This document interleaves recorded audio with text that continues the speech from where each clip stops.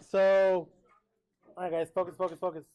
So let's pretend you are on a train, and this train is going 50 miles an hour. Yeah, yeah, we're making it simple. We're making the numbers simple. So if this train goes 50 miles an hour, how many miles have you traveled 3 hours in? And how did you get that? Yeah, 150 times 3. You multiply. So here's what I'm trying to say. What if I drew a graph and I call this miles per hour, and I call this time, and let's just say that it was always traveling 50 miles an hour, and I want to know if the area under this curve will also be 150. Will this area also be 150? Yeah, notice if you go 50 times 3, that is also 150. So this area here, so here comes the question. What if my speed was variable and it's still miles per hour and it looked like this? Will area under this curve still give you distance traveled? Yeah, it will. There's no reason why it shouldn't change, right? So the area under the curve has value now. Now you're seeing why. We're going to be computing areas under curves. That's what units 6, 7, and 8 are all about, computing areas and volumes when we get to three-dimensional. So that's what we're going to be doing, guys, just finding areas under curves. How do we feel? Nothing crazy, right? Okay, so let's go to example 1. Today's a slow day. We're going to do very simple questions. Oh, I didn't print out the handout. Okay. Yeah, we'll print it out after. We'll give you guys a little break, and then I'll print out the handout. All right, here we go. A particle starts at x equals 5. So just make a mental note of where you start at. And moves along the x-axis with velocity given v of t equals t squared. So there's my velocity. For time t greater than or equal to 0. Using n equals 6, this means 6 rectangles. And we'll talk about why we have rectangles. Subintervals of equal width approximate the total distance traveled between t equals 0 and t equals 3. And then use LRAM, MRAM, RRAM. Once you find the distance traveled, where is the particle at t equals 3? Okay, it asks several things. We're going to compute, by the way, the this LRAM, so I guess I'll write it over here. LRAM, RRAM, and MRAM is a procedure that it's an acronym, and it stands for left rectangular approximation method.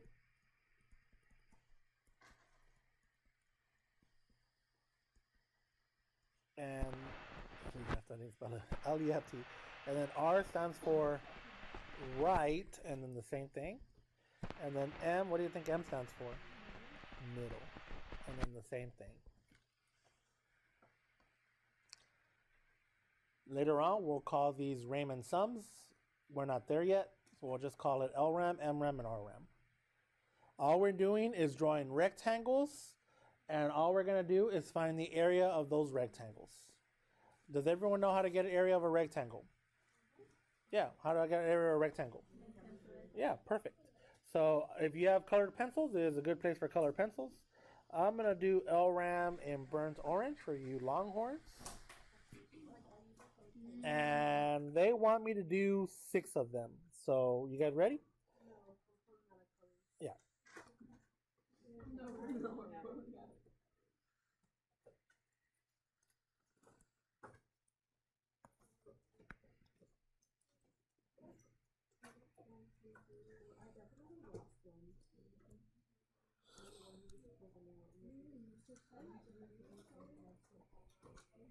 Here is, I'm exaggerating quadrant 1.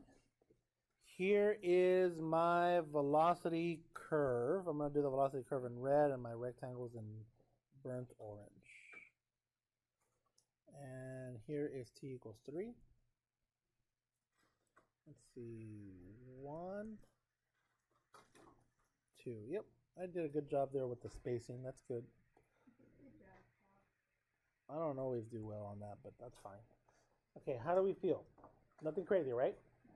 So if we say LRAM, that means, oh, by the way, how many rectangles do they want? They want 6 of them. So to figure out the width of each rectangle, you just go, well, that's simple, right? So the width, my delta x is 3. It's always going to be delta x divided by n.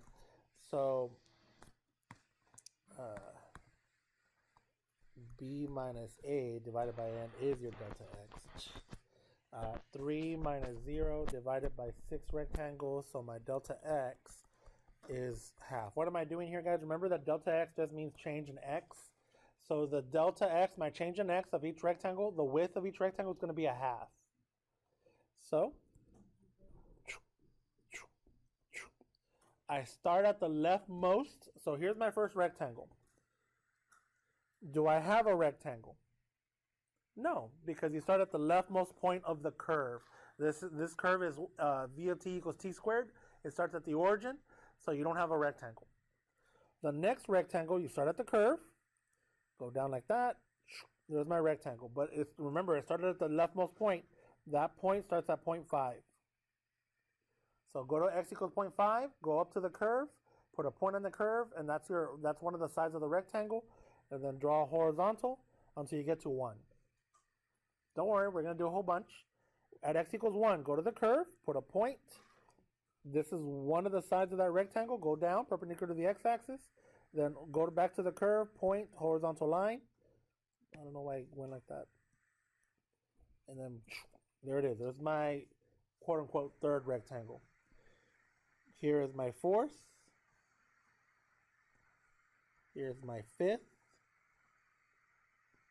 And here's my sixth.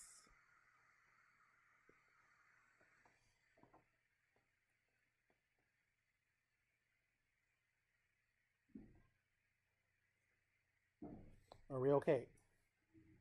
All right. Remember that this curve, in case you guys forgot, this curve is v of t equals t squared.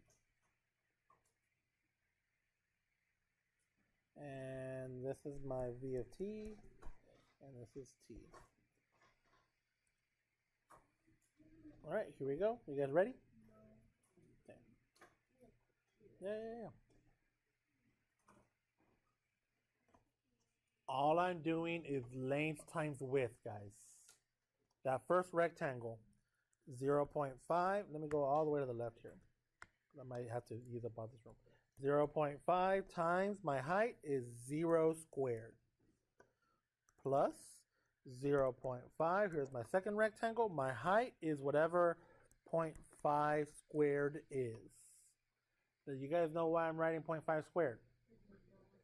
Because of this expression is modeled by t squared. So if I want to know the height, I got to square whatever the x value is, right? This x value here is 0.5. I want to know the height, 0.5 squared. So plus 0.5. What's my y? My x value is 1, but my y value, I got to square that. You guys see what I'm doing? Plus 0.5 times 1.5 squared. Plus 0.5. Tell me, when do I stop? When I reach 3 or when I reach 2.5? Look at the last rectangle. 2.5. This last rectangle is dictated by 2.5 squared. That's how you figure out that height. So this area for this one is this one right there.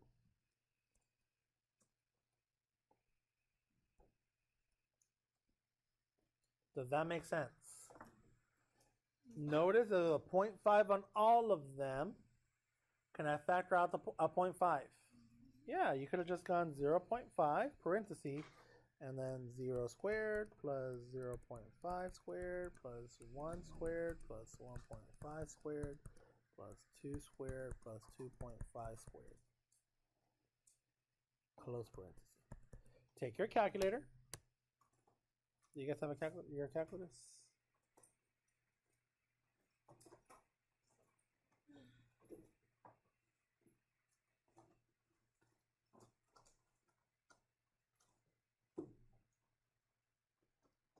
let's see. Oops, let me clear that. All right, 0.5, and I'm just gonna literally just type it in. I guess you don't need the 0 squared there. Plus 0.5 squared, plus 1 squared, plus 1.5 squared, plus 2 squared, plus 2.5 squared. Those that took statistics might know a faster way using the sigma notation. We're gonna get there, don't worry. And I get this as my approximate area. 6.875 units per time.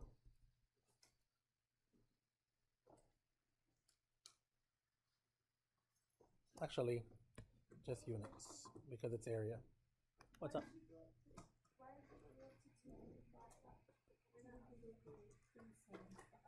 Because I'm looking for the area of this last rectangle, and the y value is dictated by t squared.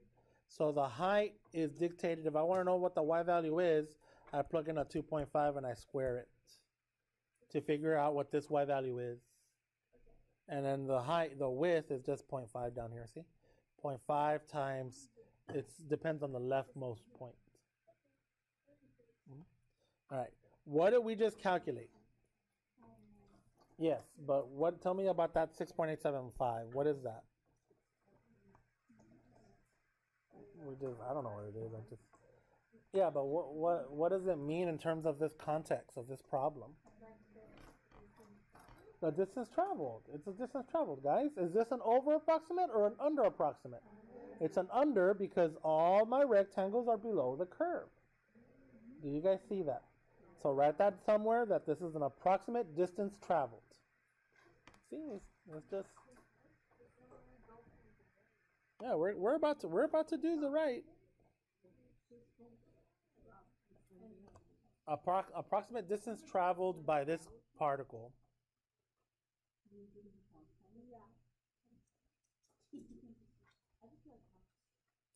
The second page is blank on purpose. That's because we're about to do this again. But this time, instead of LRAM, we're going to do RRAM. So here we go. I'm doing the grid again. So here's my grid. I'm going to choose a different, well, the curve is still going to be red.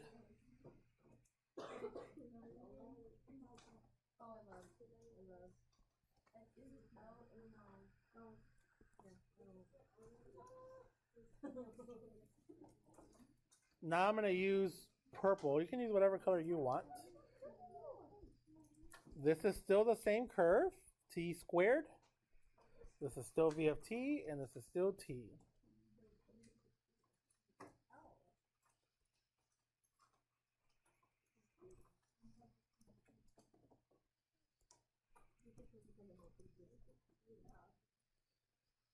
I still have the same delta x. I still have the same delta x, guys. 3 minus 0 divided by 6, that's still a half. And here we go. I'm using now, so let me color code it. I'm using RRAM. So that means I'm going to find rectangles, but I'm going to use the rightmost point because the R stands for right, correct? So between 0 and 0.5, you go to the 0.5 one, put a point on the curve, and go perpendicular to the x-axis. So that's one of the sides, and then go horizontal. Go back to that point on the curve and do a horizontal. It should be perpendicular to the y-axis. So there's your first curve right there. Yes. We're gonna continue the same thing, guys.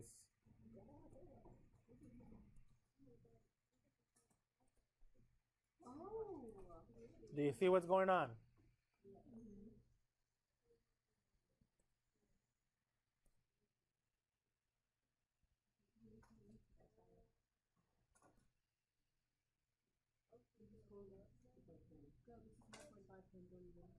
Hey, relax.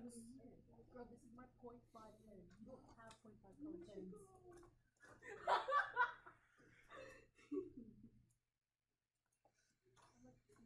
I'm finding the area of each rectangle. Each rectangle has a width of 0.5. That first rectangle, the height is dictated by the x-coordinate at 0.5. And since this is v equals t squared, I'm squaring that value. I should say t coordinate, not x coordinate, but that's fine. Plus 0.5 parenthesis 1 close it squared, plus 0.5 parenthesis 1.5 close it squared, plus 0.5 parenthesis 2 close it squared, plus 0.5 parenthesis 2.5 close it squared, plus 0.5 parenthesis 3 close it squared. This one does go all the way to 3. I should have made this a little tighter over here. That's fine. I'm going to factor out a 0.5. 0.5 squared plus 1 squared plus 1.5 squared plus 2 squared plus 2.5 squared plus 3 squared. Take your calculator and solve for this number.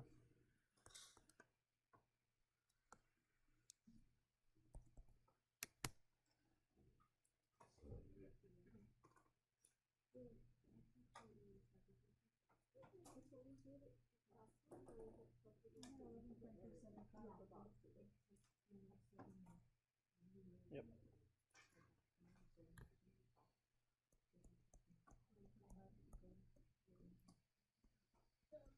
Yes. Will you take the points off for us if you just want to take the stuff in the video? No.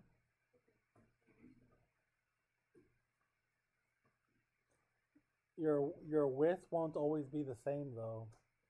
If they're giving you, sometimes they give you a table and they tell you to do left or right or middle or whatever, and then your delta x's will not be the same. So then you would have to calculate each rectangle at a time.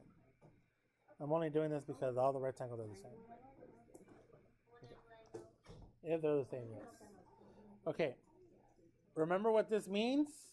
This means that the approximate distance of this particle is 11.375 units. Cool or not cool? Now, we know that the real units is somewhere between 11.375 and 6.875. Do we know that? Okay, good.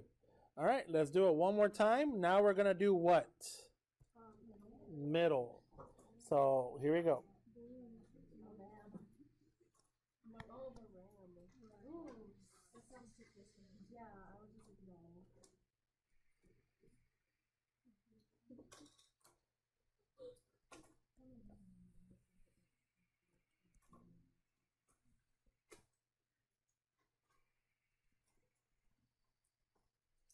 All right, and I'm gonna go slow, so don't worry.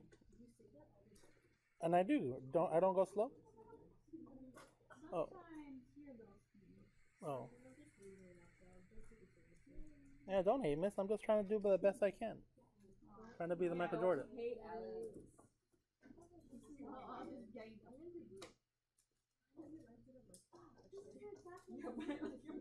Yeah, well, I've seen it where, I don't know, I don't know, you guys tell me, would you guys prefer that I just, like, not do this and just show you, here's LRAM, here's MRAM, here's RRAM? No? Oh, this is better? Because like I feel like I actually understand what it is now. All right, here we go. I'm going to go, relax. I'm going to go between the middle of 0 and 0.5. What's the middle between 0 and 0.5? 0.25. So go to 0.25, go to the left, go to the right, and then down like that from the point. Look, like this. I'm going to go slow again. You put a point at 0.25 on the curve, and then from the curve, perpendicular to the y-axis, boom, horizontal, and then go perpendicular to the y-axis again, but to the right, and there it is. See? That's my first.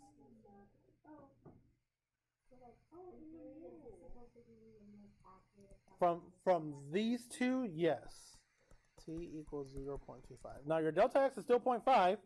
What's the middle between 0.5 and 1? 0.75. Go to 0.75. Go to the left until you reach that 1, and then down. And go to the right until you left until you reach 0.5 down, then right until you reach 1 down. Like that. Cool? What's the middle between 1 and 1.5? Well, 1.25 on the curve. T equals 1.25, and then do that. And then middle between 1.5 and 2. Oh, 1.75. Middle between 2 and 2.5. 2.25. The T coordinate. Middle between 2.5 and 3. 2.75. That's how it looks.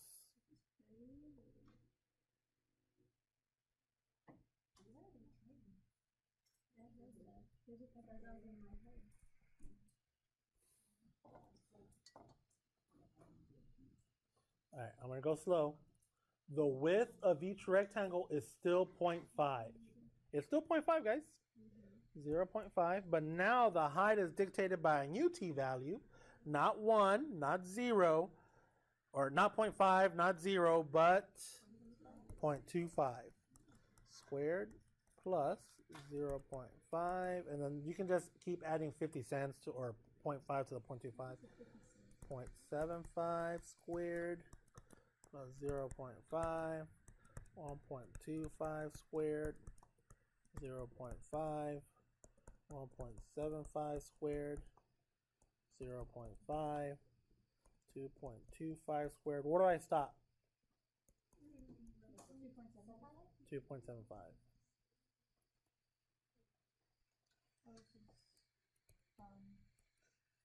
Here's me factoring out the 0.5. 0.25 squared plus 0.75 squared plus 1.25 squared plus 1.75 squared plus 2.25 squared plus 2.75 squared.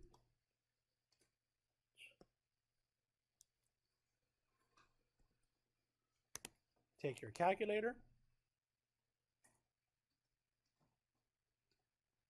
Let's see if I can plug mine in. Make it a little faster.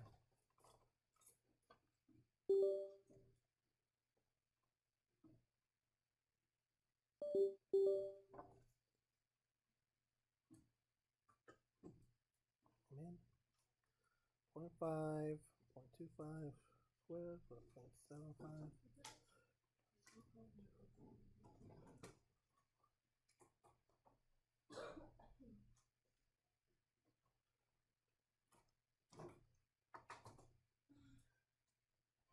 8.9375, is that what you guys got?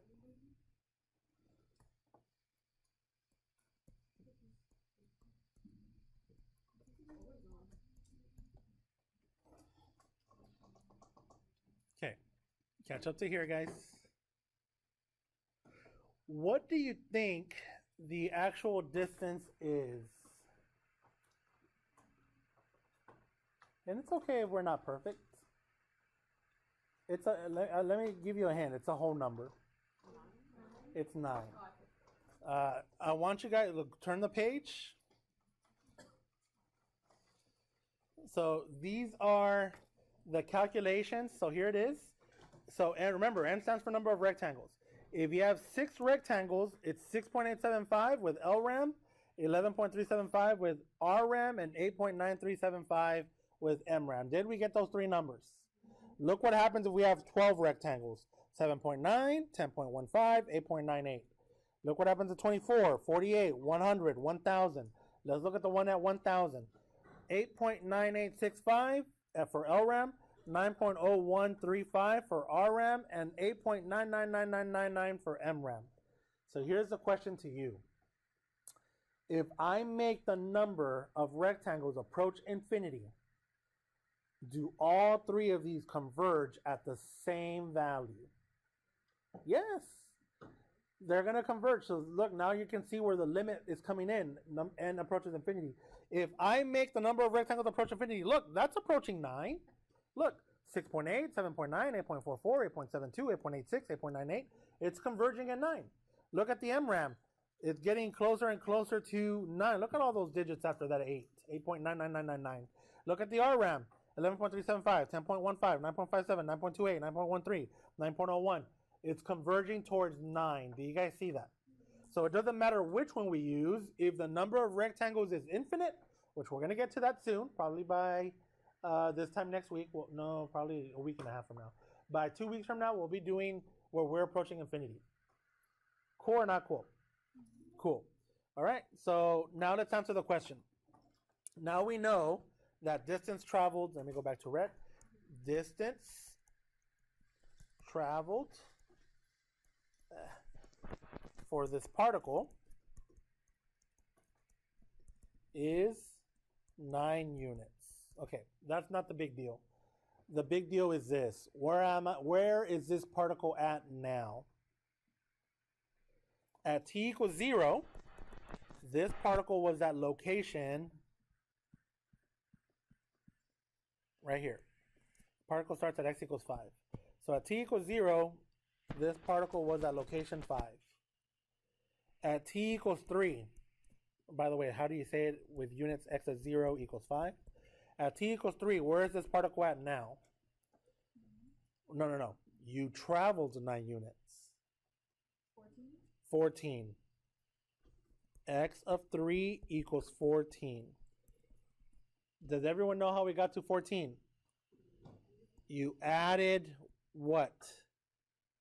9. You added the distance traveled. Okay.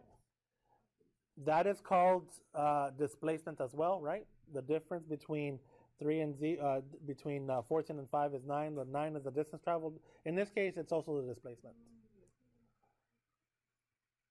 Cool or not cool?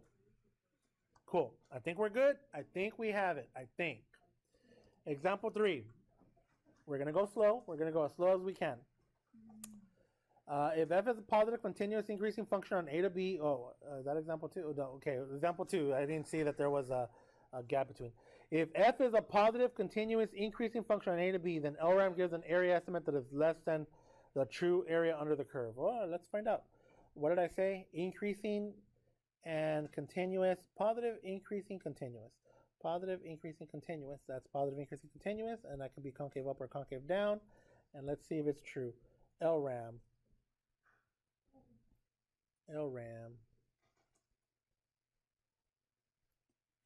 Is it true? Yeah, it looks like it's true. It doesn't matter if it's concave up or concave down. If it's increasing, an LRAM will give you an underestimate. True. Sometimes they'll ask that on the AP exam for response if it's an underestimate or overestimate, and you have to, that's how you say it. It's an underestimate because this is a positive continuous increasing function, and LRAM will give you a under approximation. Cool. Yes. If it's a continuous increasing function. But if it's decreasing, look what happens. Don't write this down, just listen. If it's decreasing, look, that's concave up, and look what happens if I do LRAM. And it doesn't matter, concave up or concave down. Look, don't write this down because this is not part of this answer.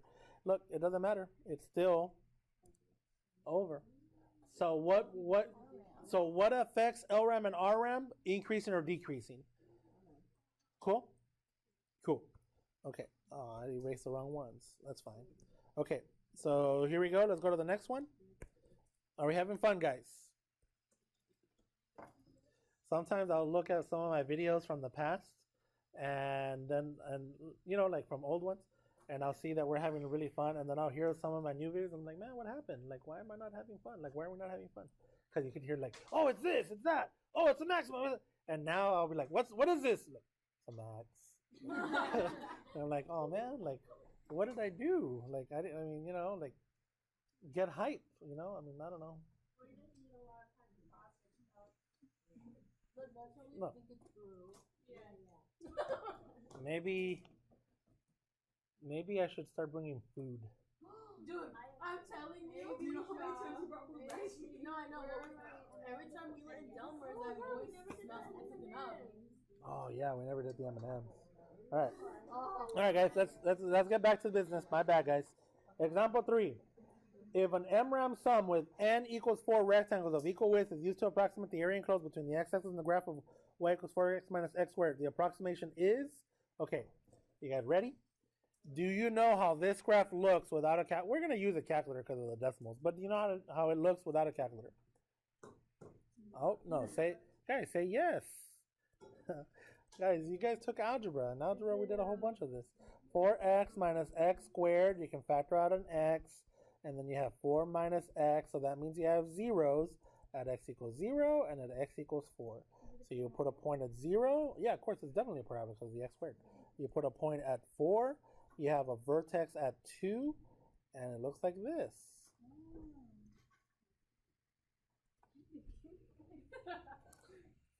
See? So you guys do know how this looks.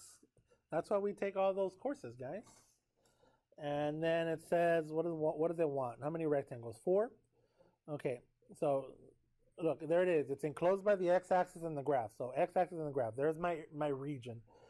Each rectangle has a delta x of 1. So there it is, 1, 2, 3, 4. All right, what am I using? MRAM? Okay, middle. So here's my first rectangle. Go between 0 and 1 is 0.5, so I'll go to 0.5. Between 1 and 2, go to 1.5. And it should be symmetric on the vertex, so the next rectangle should be technically the same height. Oh man, it looks okay, I guess. It's not my best, but that's fine.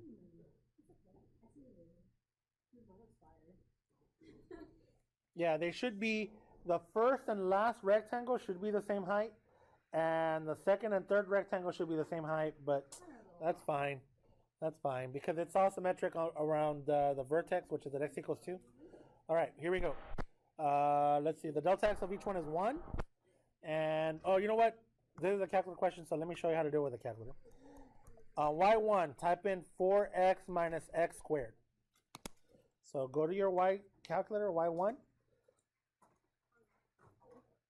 And I'm going to clear my Y1 and Y2. If you have your own calculator, use your own calculator. That way you can get...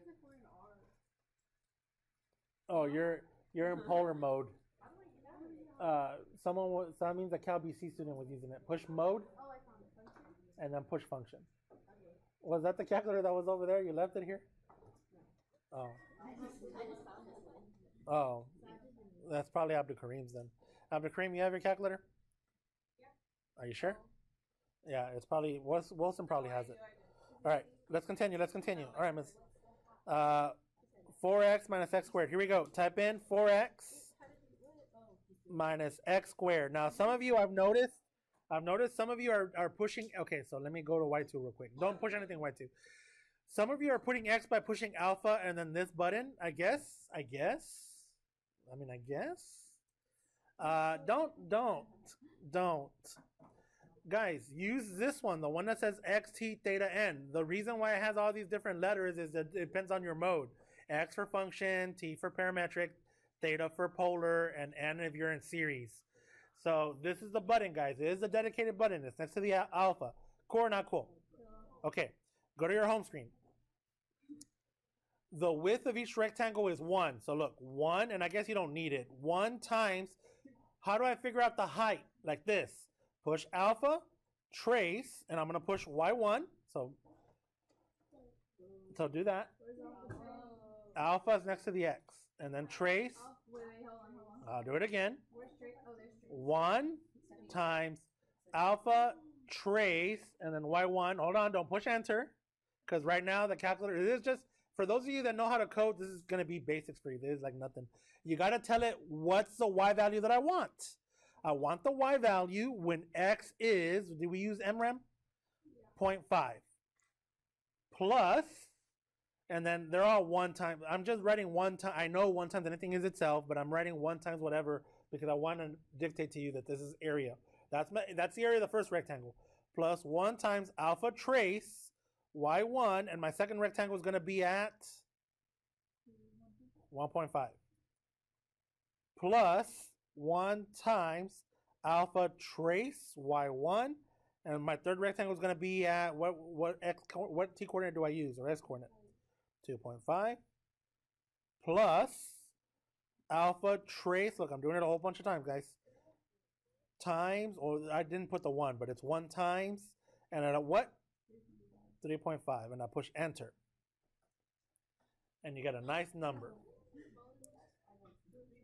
3.5. 3.5. All right, now remember, okay.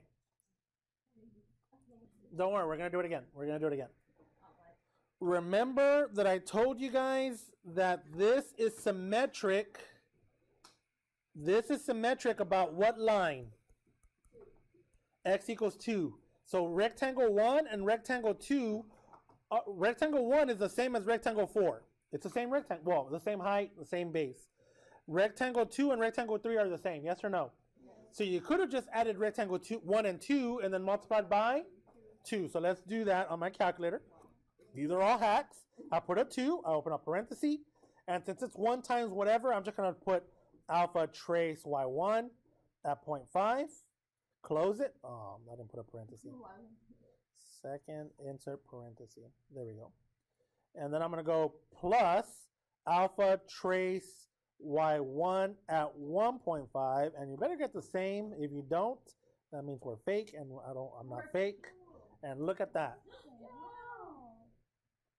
Hopefully you are learning more hacks and more tricks about the calculator. You can see that it's very powerful. In case you're wondering, child, when am I ever going to be needing this? Guys, you guys are going to be the future medical doctors. How do you think that equipment resets? How do you think that equipment gets calibrated? You're going to be doing this. Maybe not like to this extent with the calculator, but to that extent with the machine. To calibrate it, to do the grid, to like, oh, what is this output? Tell me what this output is. And you're going to be doing that, guys. Okay, let's continue. We're almost done, guys. We're almost done. Example 4. An LRAM, so circle or underline the LRAM, sum with 4 equal subdivisions is used to approximate the area under the what curve? Sine curve from what to what? So this is why we took pre-cal. Do you guys know how sine looks? Yes. So here it is. I'm exaggerating quadrant 1, and it looks something like this. Here's 0, here's pi, and this one, the maximum happens at pi over 2. Again, it's symmetric at pi over 2. Let's see if I can do a good, oh no, this is LRAM, so that means I am going to have. You guys ready? Okay, I'll wait. This one here is pi over 4, and this one here is 3 pi over 4. How do I figure out my delta x? Like this. You do a minus b. This is 0, this is pi. So this is, you do your interval divided by how many rectangles you want. So you go pi minus 0. It's not always going to be pi minus 0. Sometimes they're going to give you a different start and a different end. Divided by 4, the n. This is your delta x. So my delta x is pi over 4. That's how big my rectangle is. Yes or no? Okay. Yeah, because they're equal. They're equal width. So they want me to use the leftmost. So here's my first rectangle. Do I have a rectangle if I use leftmost? No. You're just on that line. You don't have a rectangle. Here's my second one. Pi over 4 all the way to pi over 2. That one's under the curve. Here's my third one. Yeah, they're all different. The third one is above the curve. And here's my fourth one. It's also above the curve.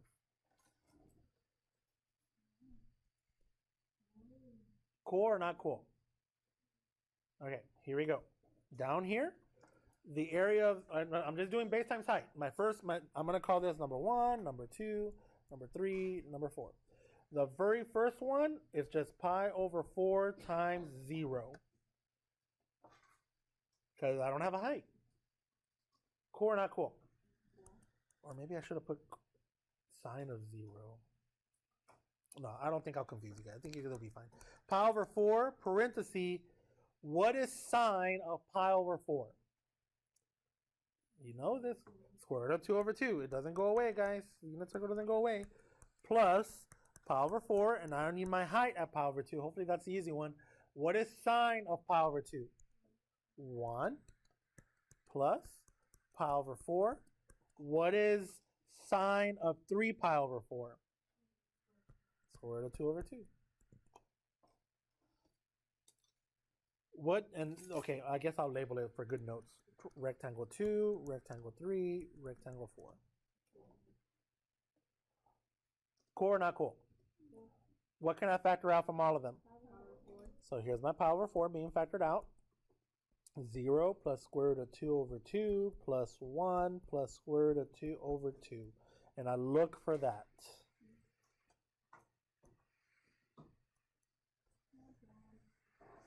How do we feel? Okay. All right. Yeah, don't worry. Look, I wanted to show, because I know we have some medical doctors here, some medical people, and I wanted to show you guys something. Do we have a volunteer who wants to read that, the top part? Anyone? Okay, go for it, Estrada. The number of liters of blood your heart pumps in a fixated time interval is called your cardiac output. Mm-hmm. For a person at rest, the rate might be 5 or 6 liters per minute. During strenuous exercise, the rate might be as high as 30 liters per minute. It might also be altered significantly by disease. How can a physician measure a patient's cardiac output without interrupting the flow of blood? One technique is called to inject a dye into a main vein near the heart. The dye is drawn into the right side of the heart and pumped through the lungs and out of the left side of the heart into the aorta, where its concentration can be measured every few seconds as the blood flows past. The data in the table and plot shows the response of a healthy resting patient to an injection of 5.6 milligrams of dye. Look how cool that is, guys. So look what they're doing. You're the doctor. So this is why doctors take calculus. They inject a dye into you.